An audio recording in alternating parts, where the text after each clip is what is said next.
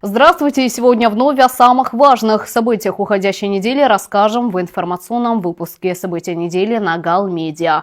С вами Аманда Поня и коротко о главном. Команда Абхазии создает новую историю страны. К уничтожению вредителя готовы. Ситуация с мраморным клопом в Галском районе под контролем. Работали все экстренные службы. Гал восстанавливается после ночной непогоды.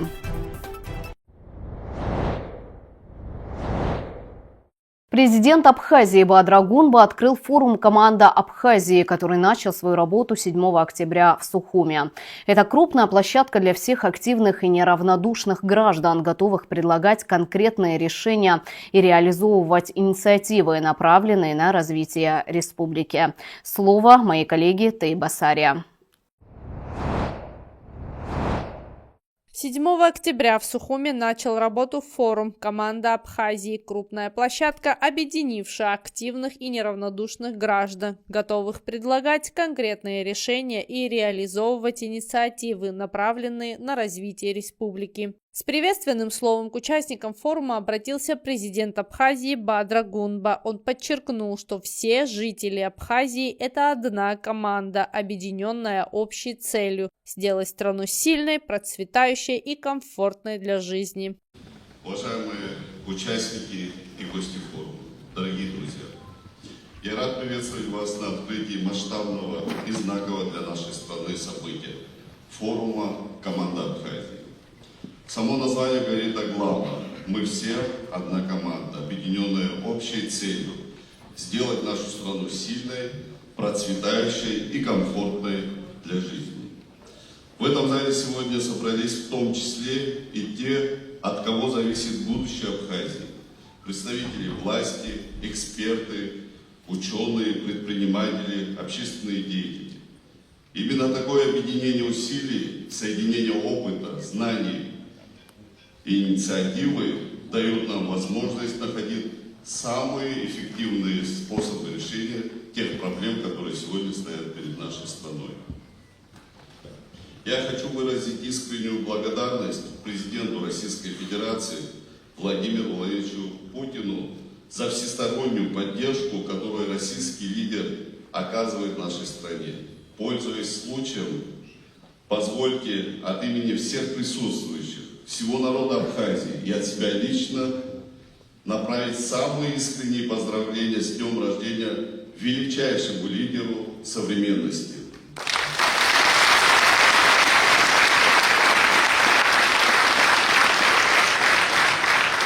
Пожелать ему крепкого здоровья и победы в борьбе за справедливость.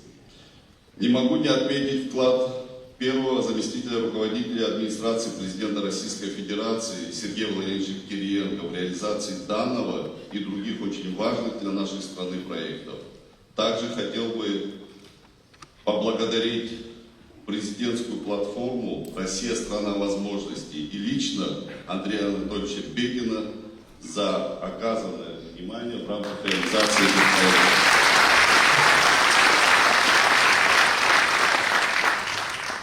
Я призываю каждого из вас активно участвовать в диалоге, не бояться высказывать свое мнение, предлагать смелые, даже амбициозные идеи. Только сообща, действуя как одна сплоченная команда, мы сможем ответить на все вызовы времени и построить ту Абхазию, о которой мы вместе с вами мечтаем. Желаю всем плодотворной работы, конструктивного диалога и ярких, полезных идей. Объявляю форум «Команда Абхазии» открытым. В ходе пленарного заседания форума был подписан меморандум о сотрудничестве и взаимодействии между администрацией президента Республики Абхазия и президентской платформой «Россия – страна возможностей». Подписываю с абхазской стороны руководитель администрации президента Республики Абхазия Эшпа Беслан Федорович, с российской стороны генеральный директор автономной некоммерческой организации «Россия – страна возможностей» Бетин Андрей Анатольевич.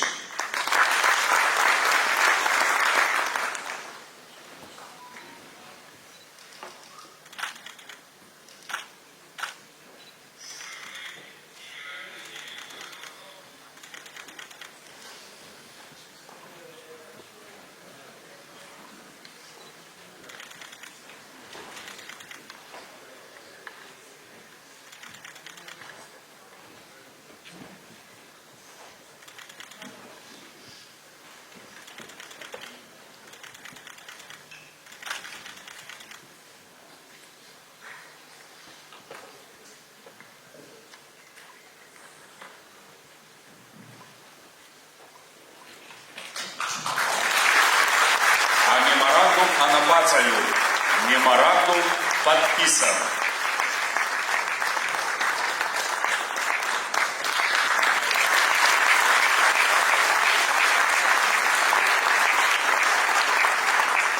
Тут сегодня будет 3 сектора. Один из секторов будет связан с туризмом, со всякими такими достопримечательностями. Сектор будет касаться сельского хозяйства, инфраструктурные проекты. И во всех секторах участвуют наши гальцы, руководители, сотрудники по направлению. Этот форум дает возможность, мы уже постарше поколение, наверное, в нас это, конечно, вкладывает, но более дает перспективу, что вкладывается в молодых людей, чтобы они имели возможность и будущие понимали, как государство, из чего состоит. И в будущем это будут хорошие руководители с хорошим потенциалом. Я думаю, у форума все получится. Форум «Команда Абхазии» не просто конкурс, он инструмент реальных изменений. Сегодня это уже сообщество управленцев. 22 победителя из 3200 заявок уже утверждены на госдолжности, став кадровыми инвестициями в будущее страны. Данный конкурс направлен на отбор наиболее инициативных, талантливых молодых людей, которые хотят и способны провести изменения в нашей стране, изменения в различных сферах.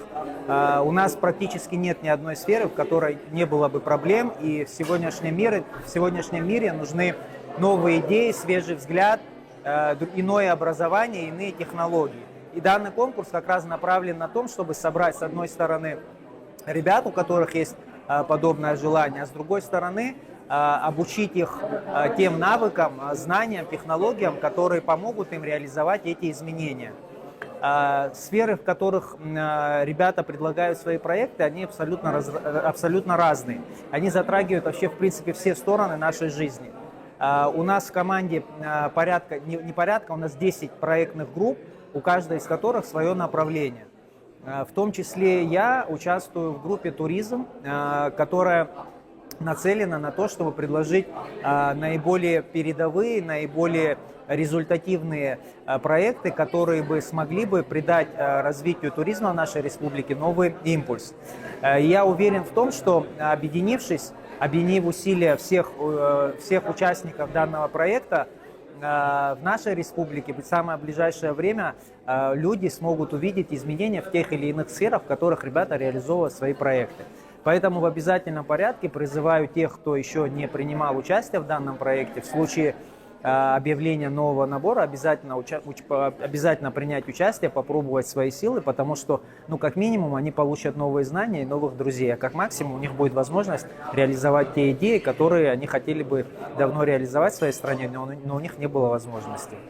Форум «Команда Абхазии» стал местом обсуждения стратегических задач, поставленных президентом 27 августа 2025 года. Для системной работы по реализации инициатив учреждена автономная некоммерческая организация «Команда Абхазии», которую курирует лично президент Бадра Гунба. Я рад очень участвовать в этой команде сегодняшней, которая была создана президентом Абхазии Бадра Зурабовичем. Это огромная площадка для развития молодежи, и в дальнейшем те люди, которые в этой команде, будут развивать себя, показывать все свои таланты, проекты, которые мы все вместе будем над этим работать. Всем пожелаю удачи, спасибо за созданную команду. Сегодняшний форум является очень важным для государства, поскольку он помогает выявить талантливых людей, которые способны многое сделать для своего государства. Я считаю, что такие форумы необходимы, такие конкурсы необходимы, как команда Абхазии, потому что она способствует тому, что молодежь, которая может изменить будущее Абхазии, она приобретает возможность получить определенные должности, места или написать такие проекты, которые способствуют развитию Абхазии.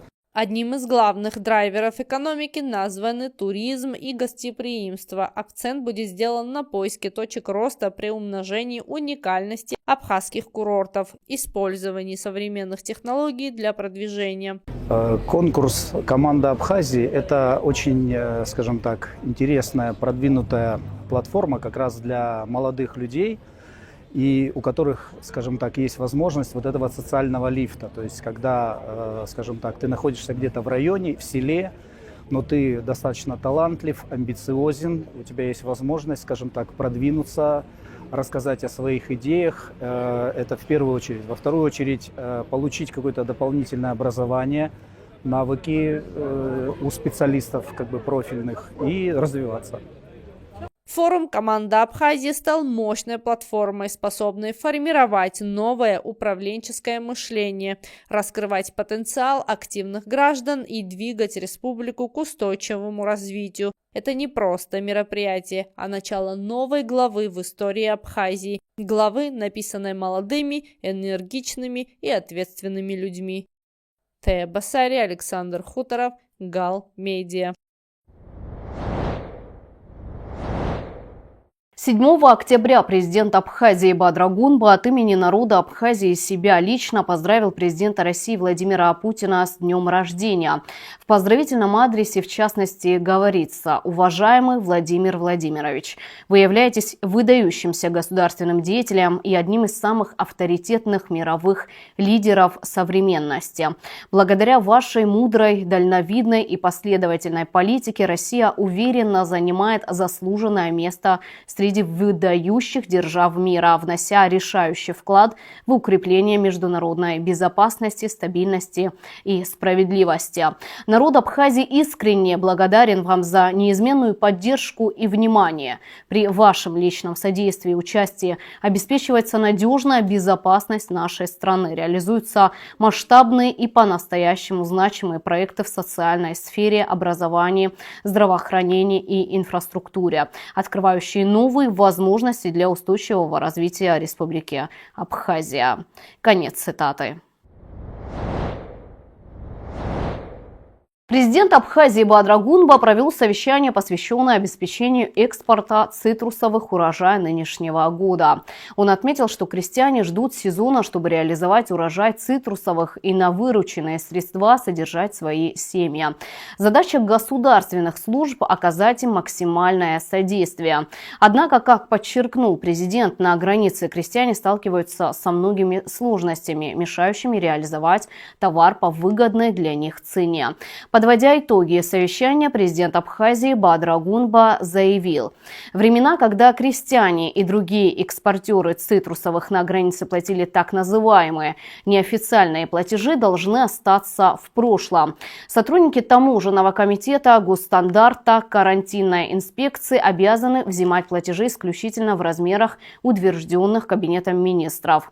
Это касается пограничной службы. Даю указания службе государственной безопасности следить за неукасательным выполнением данного поручения. В случае, если будут зафиксированы факты незаконных поборов с крестьян, ответственность понесет не только сотрудник, допустивший нарушение, но и руководитель соответствующего ведомства. Ситуацию буду контролировать лично. Кабмин, между тем, установил минимальные закупочные цены на цитрусовые плоды урожая 2025 года. 45 рублей за 1 килограмм мандаринов и апельсинов, 42 рубля за 1 килограмм лимонов, 10 рублей за 1 килограмм нестандартных плодов. Министерству сельского хозяйства, администрациям районов поручено принять необходимые меры по своевременной заготовке и реализации цитрусовых плодов урожая 2025 года государственными предприятиями и населения. Государственному таможенному комитету поручается еженедельно предоставлять информацию в Кабинет министров о количестве вывозимых цитрусовых и иных плодов. Контроль за исполнением постановления возложен на Министерство сельского хозяйства. В связи с появившейся информацией в СМИ относительно задержания действующего учителя по подозрению в шпионаже, а также в связи с появившейся информацией о возможных связях некоторых руководителей образовательных учреждений Галского района с вражеским государством, министр просвещения Абхазии сделала заявление. В связи с появившейся информацией в СМИ относительно задержания действующего учителя по подозрению в шпионаже, а также в связи с появившейся информацией о возможных связях руководителей образовательных учреждений, некоторых руководителей образовательных учреждений Галского района с вражеским государством, хочу сказать следующее. Министерство просвещения Республики Абхазия всецело поддерживает усилия правоохранительных органов, направленные на защиту интересов нашей страны. Министерство просвещения будет оказывать всю необходимую поддержку следственным органам для выяснения истины. Безусловно, подобные инциденты бросают тень на педагогическое сообщество. В системе образования должны работать, трудиться люди, истинно преданные интересам своей страны. Если в системе образования есть люди иного мышления, то Министерство просвещения окажет все возможное содействие для того, чтобы такие люди дальше не работали в системе образования.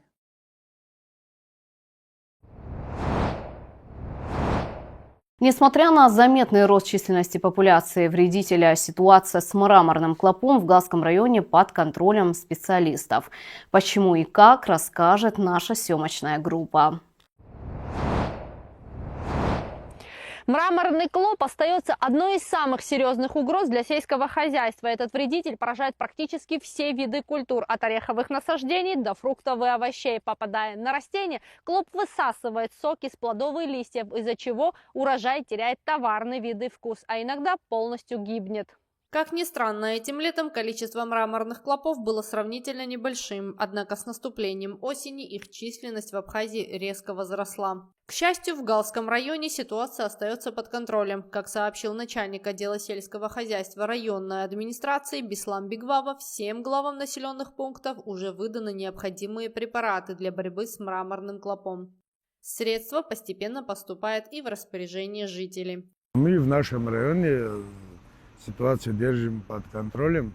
Сейчас мы где стоим, в центре города, сейчас не наблюдаются здесь мраморные клопы, но все главы администрации сел вызваны в администрацию и идет раздача лекарств. Лекарства у нас в наличии.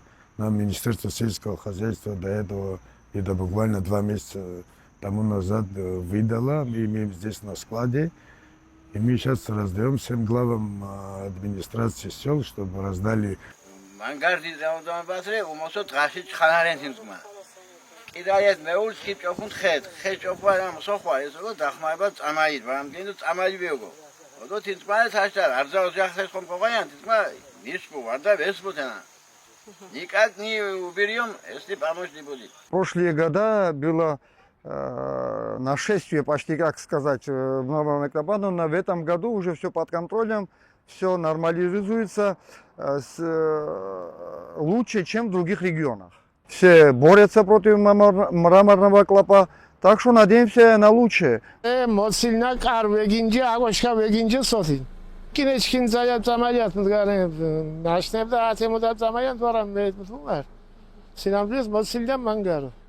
Для безопасности населения и эффективности обработки были проведены подробные инструктажи. В них разъяснили, как правильно распылять препараты, какие меры предосторожности соблюдать при работе с химическими средствами, а также в какое время суток обработка будет наиболее безопасной для жителей и животных. Для безопасности мы главам администрации сказали, что люди в респираторах, и чтобы это лекарство не попадало в пищу, это очень опасно, за это всех предупредил. И они готовы, мы всем сказали, как они знают, как лечить, имеют чем лечить. Внутри, не внутри дома только не надо, только снаружи, окна все закрывать. И вот так всем объяснили, сейчас идет раздача, и всем будем раздавать. Как говорят специалисты, только совместными усилиями можно сдержать распространение мраморного клопа и защитить урожай от его разрушительного воздействия. Тея Басария, Александр Хуторов, Гал Медиа. В ночь на 10 октября на территорию Галского района обрушилась сильная непогода. Шквалистый ветер и проливной дождь нанесли значительный ущерб инфраструктуре города и близлежащих сел.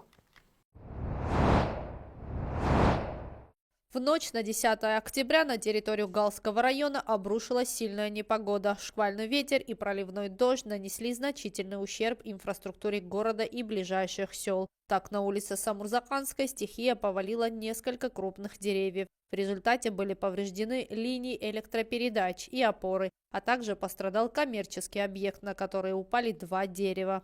Благодаря оперативной работе сотрудников пожарно-спасательной части по охране Галского района МЧС и Управления городского хозяйства администрации района центральная трасса была расчищена уже к 4 часам утра, что позволило возобновить движение автотранспорта. Мы со вчерашней ночи до 4 часов работали, Управление городского хозяйства вместе с МЧС сразу реагировали. Главная задача была вчера ночью, чтобы мы освободили дорогу. В данный момент у нас ситуация такая, сейчас вызываем и кран, и вишку, все рабочие в готовности. Мы стараемся устранить проблему в кратчайшие сроки. Не обошлось без последствий и на других улицах города. На улицах Басария, Октябрьская и Папаскири ветер сорвал крыши с нескольких частных домов. В некоторых местах крыши были практически полностью уничтожены. По данной информации, снесло крыши в 4 домах. У них очень плохая ситуация, там испортился вся мебель и ремонт. Вот вчера вечером как, где-то 11 часов было вечер уже. И снес крышу вот целиком, почти там 1-2 штуки остался только. Остальное целиком днем снес. Вот столбы тоже один, второй тоже столб, третий тоже. Короче, бардак у меня дома. Все снес.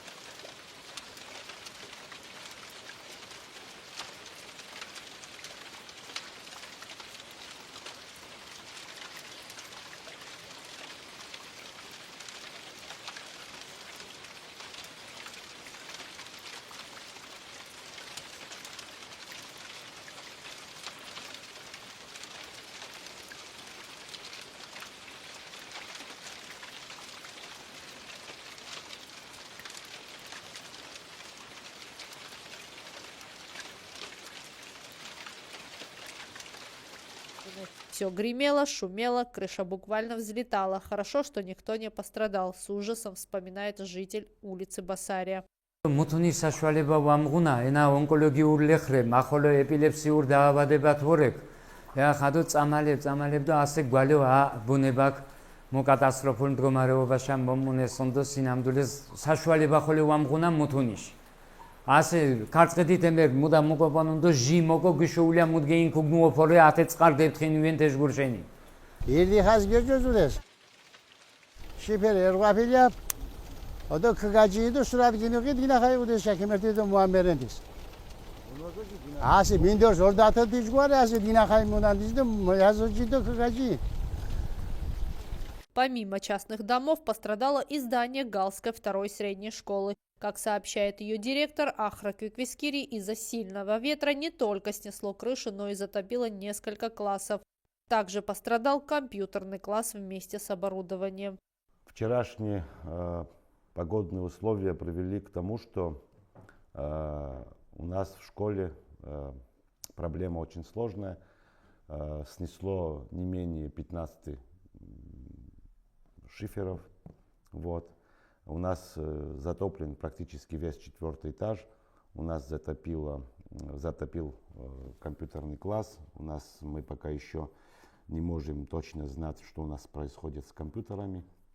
Это надо будет потом, когда компьютеры высохнут, посмотреть. Мы сегодня постарались вот этот час, где стоят компьютеры, чтобы накрыть крышу, там подлатать своими силами, но это временное явление будет, скорее всего, если такая обстановка опять повторится и у нас опять будет ветер, то это тоже снесет и опять мы вернемся к тому, что мы имеем. А вот правое крыло Там, где не хватает 15 шиферов, мы, к сожалению, пока еще ничего не смогли сделать, потому что непогодные условия не позволяют. И люди тоже не могут в таких условиях работать. Мы сегодня несколько классов перевели в другие классы, объединили, чтобы уроки не срывать. Но ситуация сложная. Как только погодные условия позволят, мы, наверное, начнем что-то делать. Я уже обратился в отдел образования с этой проблемой. Отдел образования, насколько я знаю, связывалась с руководством района. Есть понимание. Я думаю, что в ближайшее время нам окажут помощь, и мы сможем эту проблему устранить.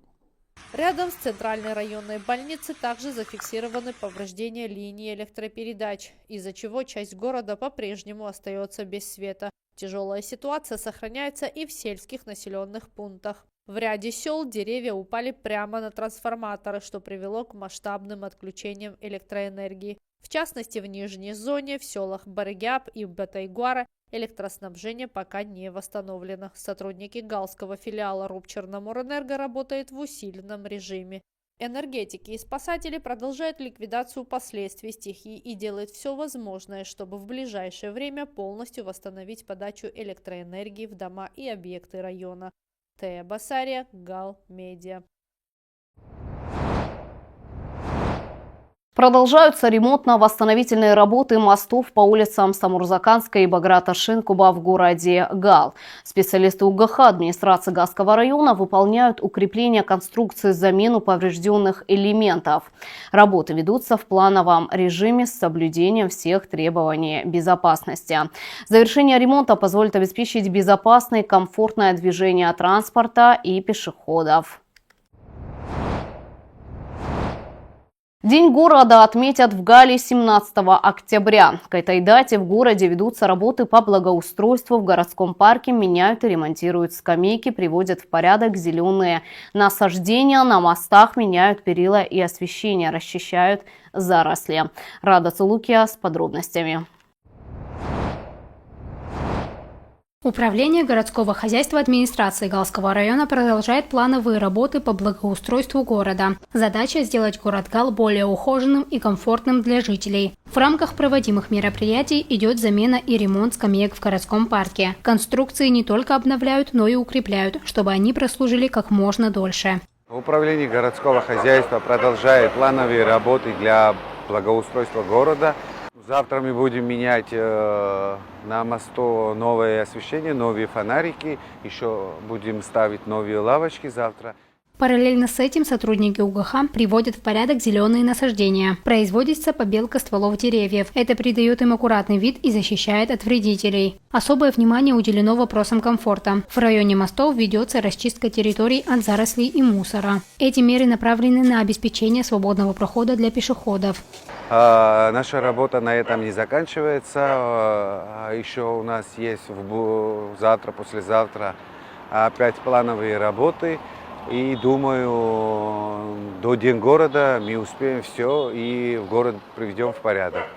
Работы по благоустройству не ограничиваются текущими задачами. В управлении подчеркивают, это только часть масштабной программы, и впереди новые этапы. УГХ продолжает трудиться, чтобы сделать город чище, уютнее и безопаснее для каждого его жителя. Рада Цулукия, Борис Цацуа, Гал Медиа. Увлекательная физика с Майей Джиджи. Наш репортаж о заслуженном учителе Абхазии продолжает серию материалов ко Дню учителя. Физика – наука точная, и для ее изучения нужен особый подход. И, конечно, ответственность за знания учеников во многом ложится на плечи учителя. Но с этим отлично справляется педагог, который искренне любит свое дело. Учитель – это не просто профессия, это призвание, требующее терпения, упорства и огромной любви к своему делу. С первых школьных лет именно учитель становится тем, кто открывает перед ребенком двери в мир знаний, формирует мышление, воспитывает характер и помогает найти свое место в жизни. Особая роль в этом процессе принадлежит учителям, которые не просто передают информацию, а зажигают в детях искру интереса к обучению. Майя Константиновна Джиджея, преподаватель физики с 34-летним стажем, заслуженный учитель, посвятивший свою жизнь воспитанию не одного поколения учеников. Здравствуйте, расскажите, пожалуйста, почему вы выбрали профессию учителя? Кто из детей с детства не мечтал во взрослой жизни стать учителем? Я все время мечтала об этом. Тем более мне повезло учителями, моими наставниками.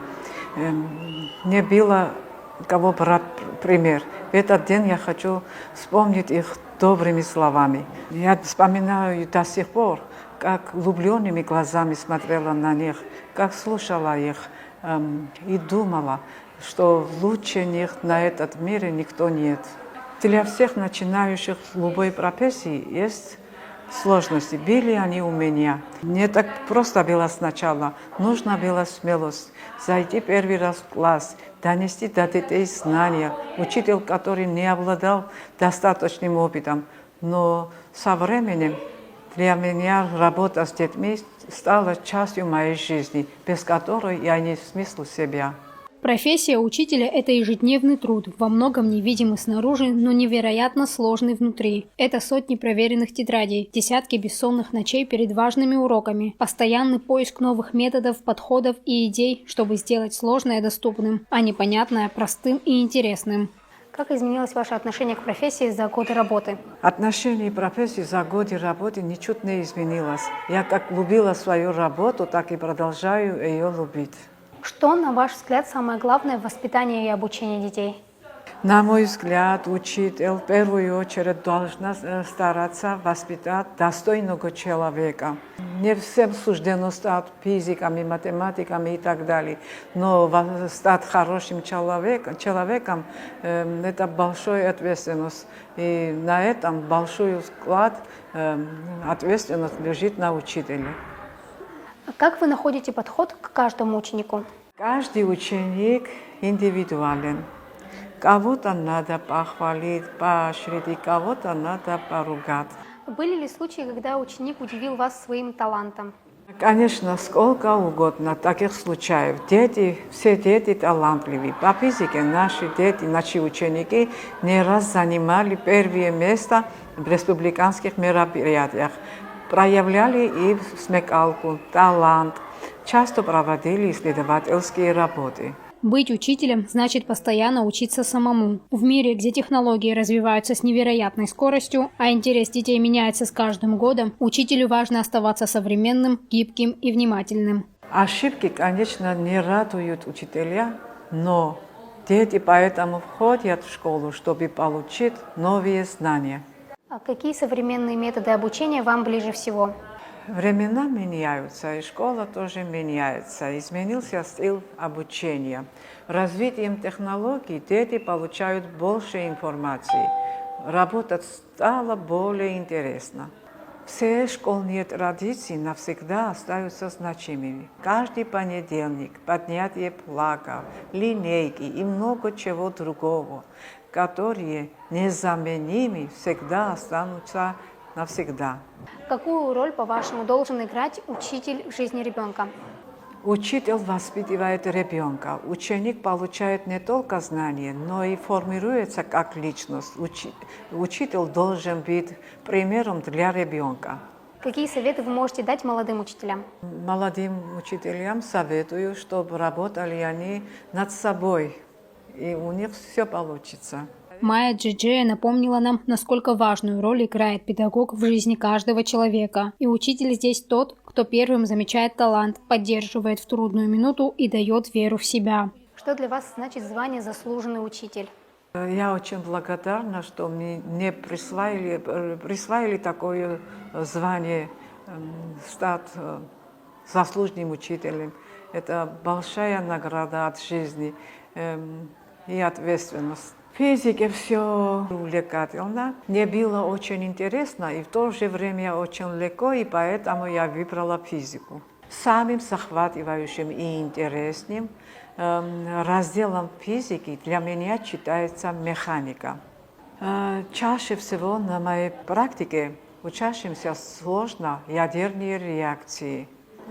Чтобы заинтересовать учеников абстрактными концепциями теории относительности и квантовой механики, я применяю демонстрации, истории из жизни ученых, доклады показ видеороликов или анимации. Возможно, стоит чаще говорить слова благодарности тем, кто не просто учит, а помогает расти, потому что сильное общество начинается со школы, а в ее сердце – учитель. Рада Тулукия, Борис Цацуа, Гал, Медиа. Путь к профессии – это и есть сама жизнь. Опрос женщин на улицах Гала показал, не всегда выбранная в юности профессия становится делом всей жизни. Профессия – это не просто работа, а путь, который человек выбирает, думая о будущем. Иногда выбор делается еще в детстве под влиянием интересов, примеров старших и мечтаний. Но жизнь часто вносит свои коррективы, и не всегда мы идем именно той дорогой, о которой мечтали. Выбор профессионального пути для девушек сегодня гораздо больше, чем просто решение, где работать или какую специальность выбрать. Это поиск себя, своих интересов, своего настоящего призвания. Современные тенденции показывают, границы между мужскими и женскими профессиями практически стерлись. Телеканал Гал Медиа провел небольшой опрос среди женщин разных профессий. Результаты показали, не всегда выбранная в юности профессия становится делом всей жизни. Часто бывает, что после учебы и нескольких лет работы человек осознает, это не его путь, и тогда самое важное – не бояться начать заново. Вообще, изначально моя профессия – это кондитер. Ну, я любитель этого дела. С детства вообще я очень любила печь, любила очень маму моей подружки. Она работала в Гале технологом, и влюбилась я в нее и в ее профессию. И была моя мечта стать технологом, кондитером. И так получилось, что по жизни я пошла по этому пути. Мне очень нравится эта профессия. Я люблю, я живу ей, я дышу этой профессией. И творю я все эти произведения как бы с любовью все сделаны. Теперь важнее другое – найти дело, которое вдохновляет, то, ради чего хочется учиться, расти и однажды сказать «вот теперь я на своем месте». Как рассказывает флорист Нино Шоня, по образованию она педагог и всегда любила детей. Но жизнь распорядилась иначе. Иногда все, что мы планируем, менять сама жизнь. Главное – не сопротивляться переменам, а идти за тем, что откликается внутри, говорит женщина. Я вообще-то по профессии преподавателя немецкого языка и литературы, но я не работала по профессии, потому что тяжелые времена, тогда и вот зарплата маленькая была для учителей. И мне пришлось всегда вот по другому пути пойти. Вот. Я очень люблю детей, работать с детьми, с ними находиться. И я думала, что не то, что думала, я сейчас уже, это мое, но раз уже пути разошлись, то из обстоятельств и жизненной ситуации мне пришлось в Москве тоже подрабатывать на флориста. Мне очень нравилось всегда цветы. Еще было соприкосновение с профессиональными этими флористами. И она мне очень в душе села, что я поняла, что это мое. Это мое, поэтому я и взялась за этим бизнесом не из-за того, чтобы зарабатывать. Здесь это и мое хобби, и мое удовольствие. Я просто здесь отдыхаю с цветами, у меня жизнь получается, можно сказать. Поэтому мне пришлось приехать сюда, домой, можно сказать. И я решила тоже этой красотой поделиться с людьми. И я думаю, что я стараюсь, и думаю, что получается тоже, потому что очень многие довольные клиенты у нас уже по чуть-чуть уже приходят. И одним словом, это мое. Это романтика, это красота. Да, поэтому без этого я не могу. Путь к профессиональной самореализации – это не точка назначения, а постоянный процесс адаптации. Мир меняется, и мы меняемся вместе с ним. Гибкость, готовность к изменениям и умение слышать себя становятся ключевыми навыками нашего времени. И действительно, сегодня понятие успеха становится более личным. Для одних это высокая должность и карьерный рост, для других – возможность заниматься творчеством или помогать людям. Главное – чувствовать, что то, чем занимаешься, приносит радость и смысл, говорит стилист Кетино Гогохи. Я эту профессию выбрала из-за того, что я люблю эту профессию. Я люблю заниматься этим делом. Все творческие люди, которые могут этим заниматься, они должны получать, во-первых, удовольствие от своей работы и удовольствие от клиентов, которые уходят все довольные. Я в этой сфере работаю уже 25 с лишним лет. Я довольна своей работой. У меня есть свой уголок, у меня есть свой салон, который я создала своим трудом, своими руками, своими усилиями. У меня есть еще одна профессия. Закончила экономический факультет в России. Любила эту работу всегда, занималась этим домом и пришлось обучиться еще второй профессии, чтобы работать и приносить людям пользу для себя и для народа, для людей, для города. С возрастом, с годами уже перешла на эту профессию. Есть такое. Бывает, по молодости выбираешь не то, и получается в итоге, что ты занимаешься уже другим делом. Есть такие, здесь тоже есть у нас в городе такие, что люди, образованные с высшим образованием, работают какими-то вот творческими занятиями. Главное на этом пути не бояться выбрать, ведь именно там, где загораются глаза, начинается настоящая карьера. Тея Басария, Александр Хуторов, Гал Медиа. С августа и почти до конца октября в городе Гал особый период – сезон охоты на перепелок. Для многих жителей это не просто хобби или способ провести время на природе, а настоящая традиция, передающаяся из поколения в поколение. С охотниками со стажем пообщались и наши корреспонденты.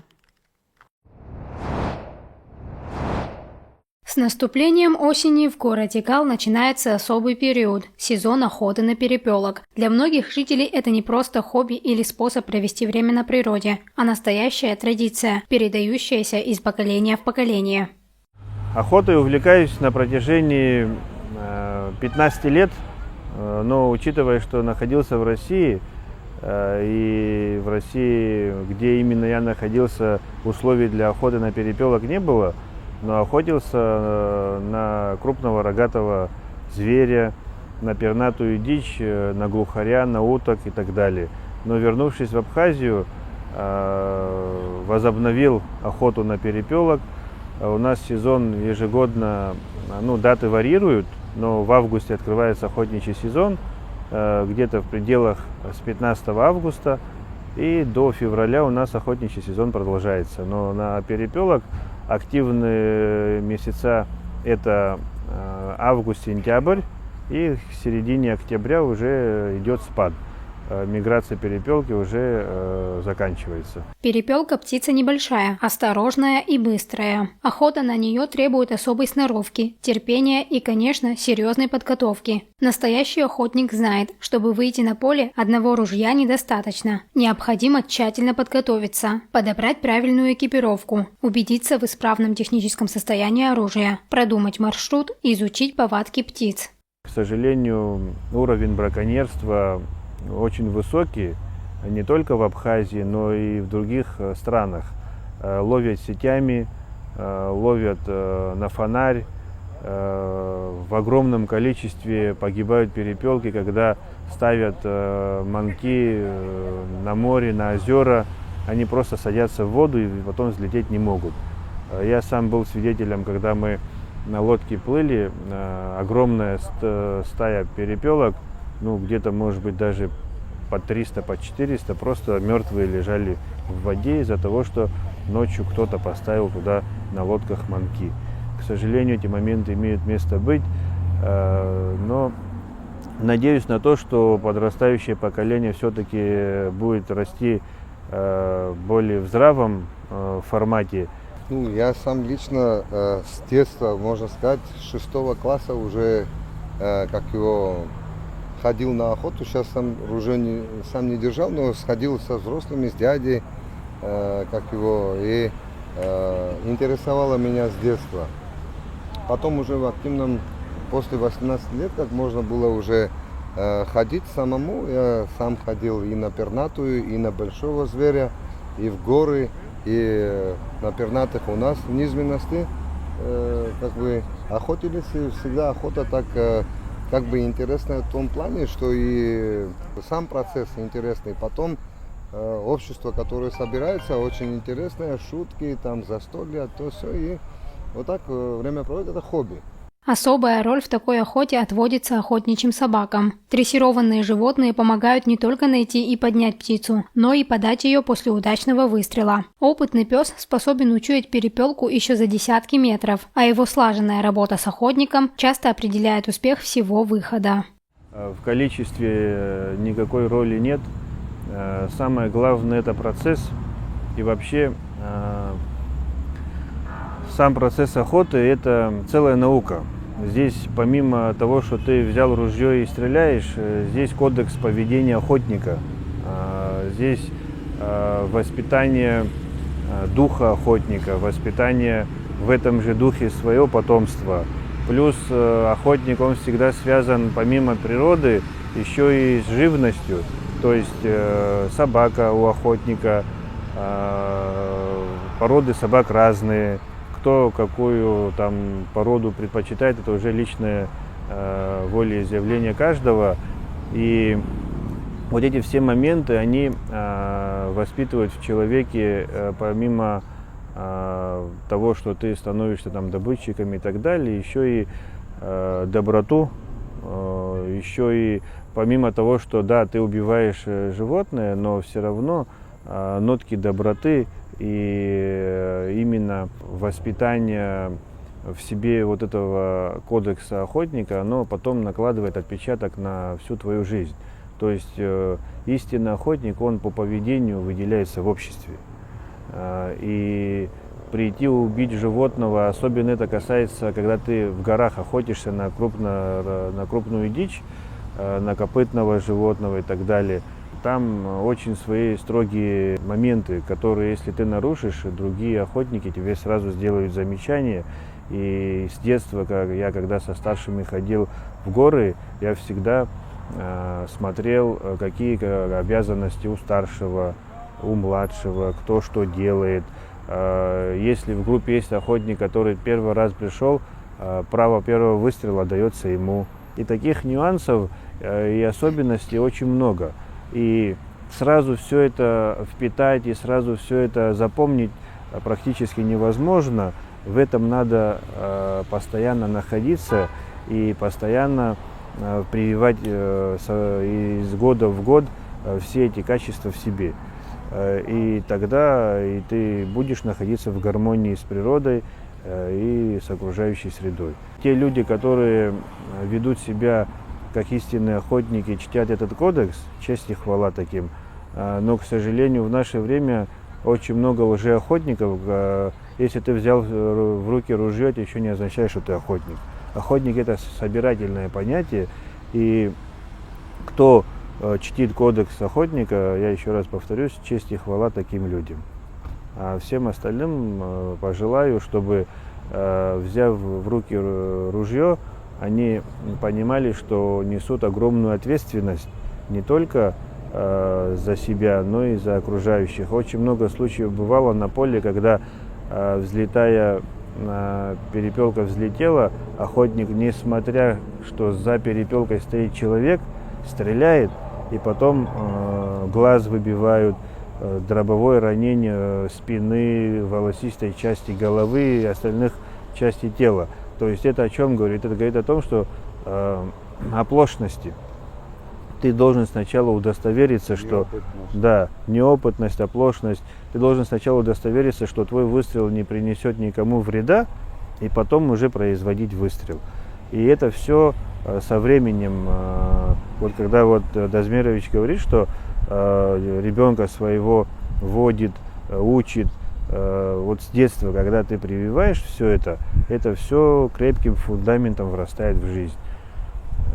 И вот хочется всем пожелать, чтобы на охоте были более осмотрительными внимательными и чтили кодекс охоты, как полагается. Нередко после охоты участники собираются у костра, чтобы поделиться историями, обсудить удачные выстрелы или, наоборот, промахи. В такие моменты формируется настоящее охотничье братство со своими традициями, правилами и юмором. У нас есть общество охотников, которые ежегодно делаем открытие. У каждого есть своя группа, которые в определенных местах имеют свои локации. И со своими собаками каждое утро в 6 утра мы встречаемся, ждем друг друга, заходим на поле.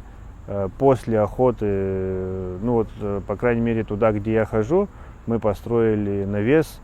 После охоты выйдем с поля, садимся под навес, и там чай, кофе, различные шутки, истории. Вот в таком формате у нас проходит сезон перепелиный.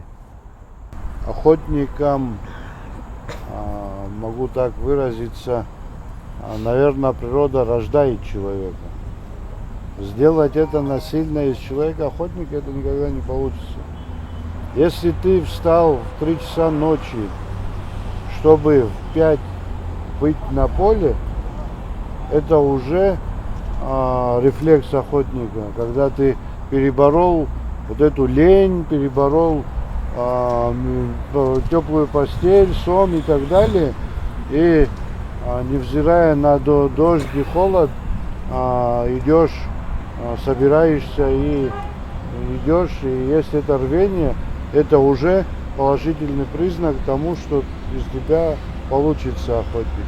А там в дальнейшем, как Владимир Ильич сказал, есть свой кодекс, есть свои правила, и когда они соблюдаются, в принципе, никаких несчастных случаев и не происходит.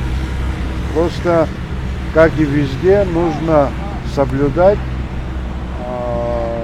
правила, охотничьи правила. Это как армейский устав, можно сказать. И я желаю всем, чтобы они соблюдали эти правила. Однако стоит помнить, охота – это не только азарт, но и ответственность. Настоящие охотники строго соблюдают установленные законом сроки охоты, берегут популяцию птиц и не допускают бессмысленного отстрела. Вы понимаете, тут есть регламент, закон, который запрещает убивать больше 15 штук за один заход вообще. Но бывают случаи, когда ребята убивают огромное количество перепелок. У меня, например, больше 20 не бывает. Я как бы останавливаюсь на этом и пытаемся соблюдать как бы нормы и законы охоты. Остальное, когда человек разгружает 200 патрон и думает, что делает хорошо, это как раз таки нехорошо. Это тоже своего рода, как Владимир Ильич говорил, манок в то же озеро или море. Когда слишком много убиваешь, конечно, популяция уменьшается. Что сегодня у нас и происходит. У нас фактически уже без манка птица перестала садиться. Ее очень мало. Даже там, когда она садится, в редких случаях, в редких моментах она бывает радостно много, но в основном своем, охотники не дадут соврать, ежедневной роскоши большого количества не бывает. По сравнению с прошлыми годами, лет 10, 15, 20 назад, я помню, на каждом шагу взлетало. Сейчас такого счастья нету, как бы бывает вообще за день штук 5 всего могут взлететь, бывает и такое. Так что мы люди, охотящиеся по закону, в рамках закона, и стараемся не переходить, не выходить за эти рамки. Сезон продолжается, и пока в полях по утрам слышны отголоски выстрелов, Галский район живет в ритме охоты. Для кого-то это способ уединения, для кого-то возможность показать свое мастерство, а для других просто еще один способ насладиться осенью. Рада Цулукия, Борис Цацуа, Гал Медиа. На этом наш выпуск завершен. Уважаемые телезрители, следите за новостями Галского района и всей республики вместе с телеканалом Гал Медиа и редакцией информационной программы «События недели». До новых встреч в эфире.